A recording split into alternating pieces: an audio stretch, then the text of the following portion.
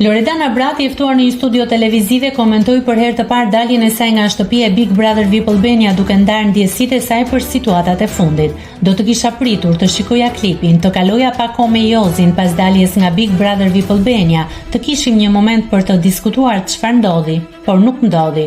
U shpreh ajo duke treguar se ende nuk e ka përpunuar plotësisht situatën. Loredana reagoi edhe ndaj veprimit të Jozit ndaj Gjestit duke u distancuar. Ishte një pamje shumë e fortë, jo e mirë për tu parë. Distancohem komplet nga gjesti i Jozit ndaj Gjestit. Nuk ishte i pranueshëm, më vjen keq që ai arriti ta bënte atë gjë. Megjithatë, ajo theksoi se nuk pendohet për rrugtimin e saj.